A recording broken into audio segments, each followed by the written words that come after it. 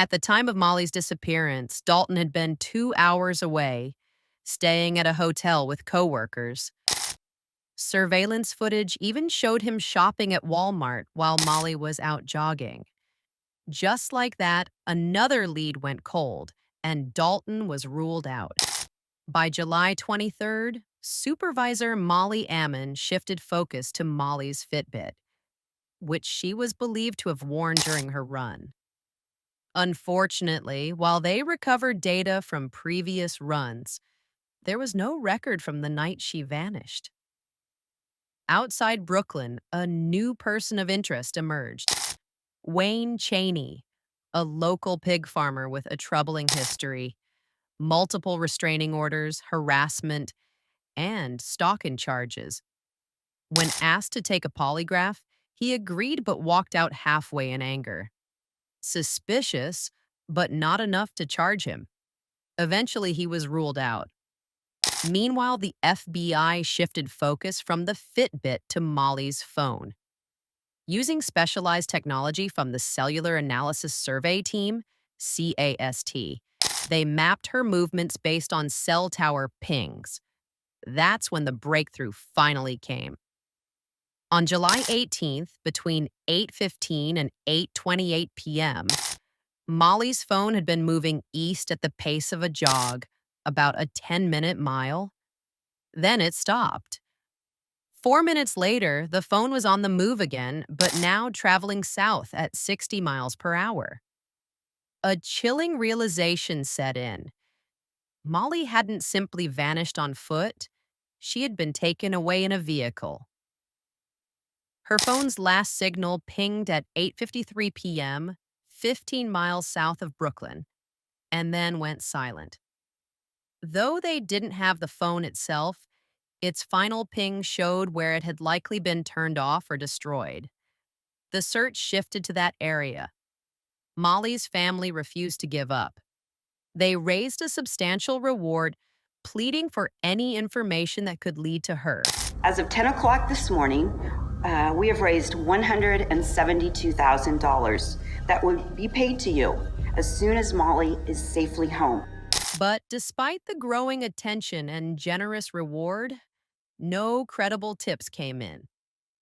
With physical evidence scarce, investigators revisited security footage from garage cameras on Brooklyn's east side.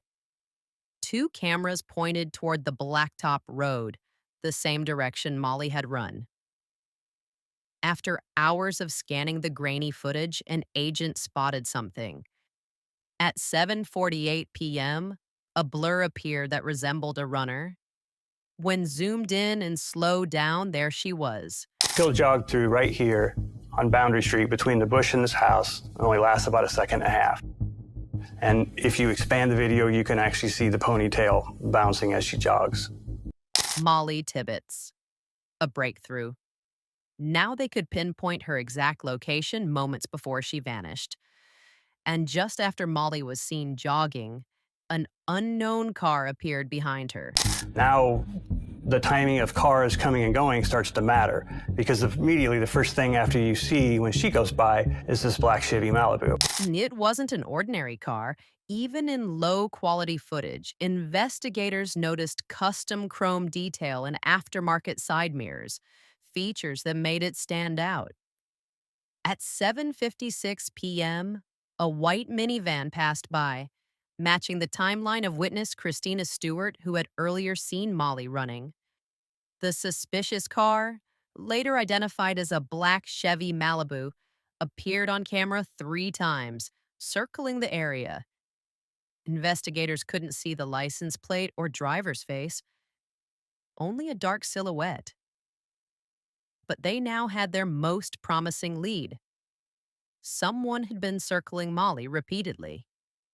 The next day, Deputy Steve Kiva was driving home when he spotted something on the Highway 63 off-ramp. I notice at the off-ramp here, a black Malibu with the silver mirrors and the characteristics we were looking for. A black Chevy Malibu.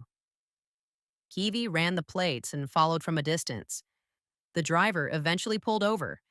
He didn't speak English, so a neighbor came to translate. The man identified himself as Cristian Bahena Rivera, a farm worker at a local dairy. The black Malibu matched the car seen on the security footage. Investigators soon learned Rivera was an undocumented immigrant who had been living in Iowa for 7 years under a false identity. Co-workers described him as quiet, polite, and hardworking. Nothing alarming. But 4 days after Kiwi spotted the Malibu, Rivera was brought in for questioning. He consented to a full search of both his cars and allowed them to be towed to the sheriff's office. Investigators needed someone fluent in Spanish to lead the interview. They turned to Officer Pamela Romero from Iowa City, a patrol officer with no homicide experience. She kept the conversation friendly, Mucho gusto. Mi nombre es Pamela, oficial Romero. and Rivera spoke openly about his daughter, his ex-wife, and repeated that he had heard about the missing girl but didn't know anything else. Then Romero shifted the questioning. She asked about his Malibu, the one seen circling Mollie, and showed him still images taken from the security footage. So we made the decision, well, what we'll do then is we'll show him a picture of his car right by Mollie. Basically the still photo of her jogging and his car, then a minute later driving behind her. Rivera claimed he was visiting a relative that evening, but as the questions got more pointed, his story began to crack. He finally admitted he had seen Mollie that night. Basically, the still photo of her jogging in his car a minute later driving behind her. Music Vera claimed he was visiting a relative that evening, but as the questions got more pointed, his story began to crack. He finally admitted he had seen Mollie that night and that he found her attractive. ¿Te gustó? ¿Te hizo atractiva? ¿Te llamó la atención? Pues ¿Te diste estaba la guapa, vuelta? pero no la miré como la cara. No, solamente te llamó. That was the moment everything changed. Officer Romero now believed he was the guy. Now came the hard part, getting him to confess.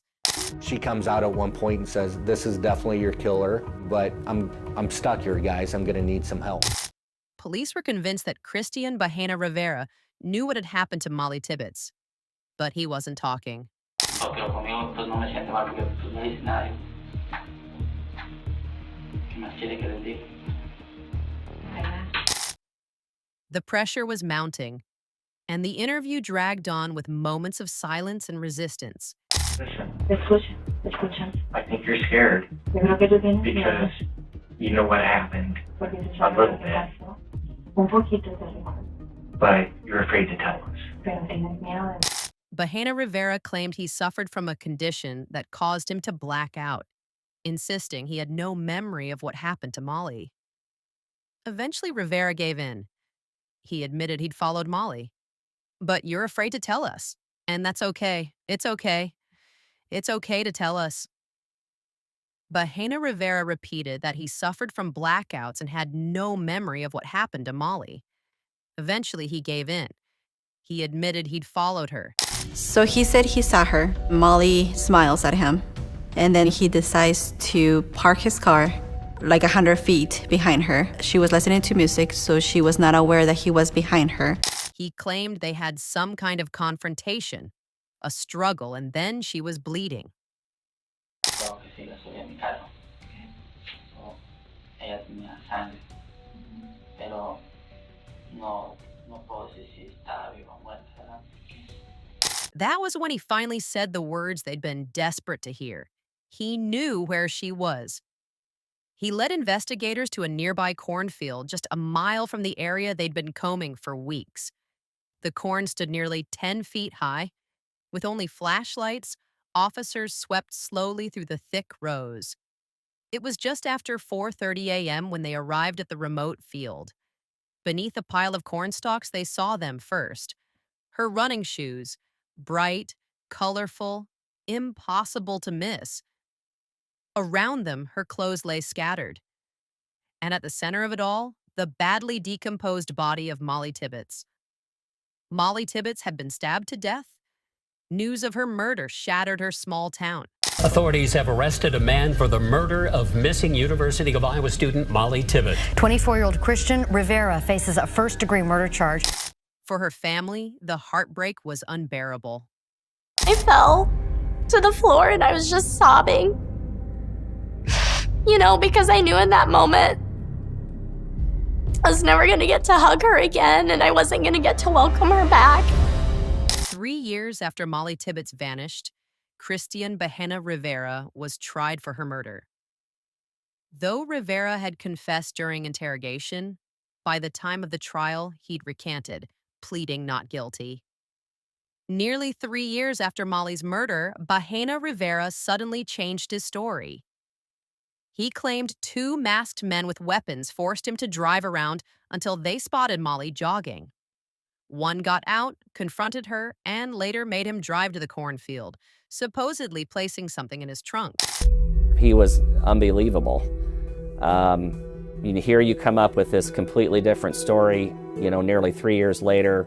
It's one of the biggest fish stories I've ever seen a defendant put on in a criminal trial. Prosecutors presented a strong case. The security footage of Rivera's car circling Mollie, blood matching her DNA found in his trunk, and his confession to Officer Romero. Ladies and gentlemen, when you examine this evidence together, there can be no other conclusion than that the defendant killed Mollie Tibbetts.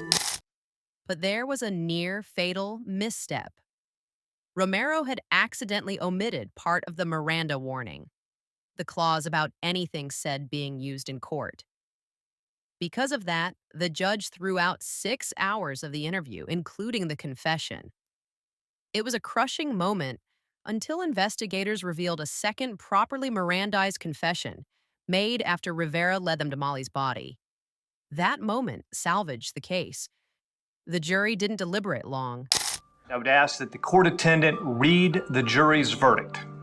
We, the jury, find the defendant, Christian Bahena Rivera, guilty of the crime of murder in the first degree. Mr. Bahena Rivera, you and you alone forever changed the lives of those who love Mollie Tibbetts. And for that, you and you alone will receive the following sentence.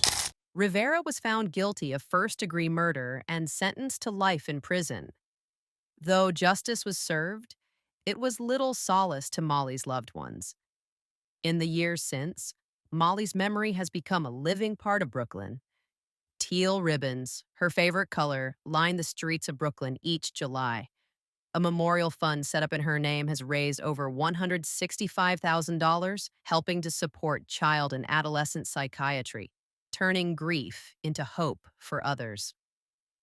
Though her parents remain heartbroken, mourning the daughter they lost far too soon, they hold on to the hope that Mollie's story will be remembered.